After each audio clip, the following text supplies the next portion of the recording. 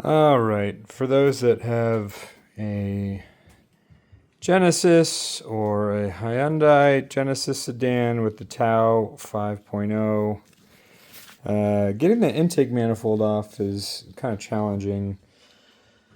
There's a lot of cables, a lot of vacuum lines that are connected to the back of the manifold here.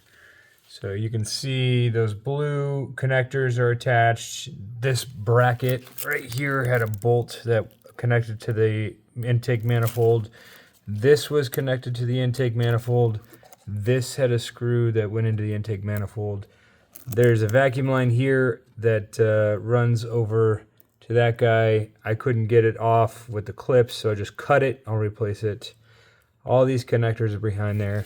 And that's all with that much room to try and get your hands behind the intake manifold to actually get it off.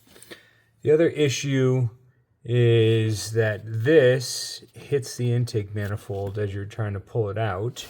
The easiest way to do it is to loosen up the electrical harness here, kind of lift it and go from there. So this is the intake manifold, and this is what the back looks like. All of those are connected and that you have to try and get your hands into. There's also a sensor that goes in here. I found it was just easier just to take the whole thing out because it was hitting. And then the last thing is this is, I believe, a fuel line. When you go to try to pull it out, it touches and hits the electrical harness here, and it catches on this lip here. So it's quite a pain. So if anybody is needing to get their intake manifold off, whether to replace the thermostat here, which is one of the reasons I have it off, but I'm also taking it off. Valve cover gaskets need to be done.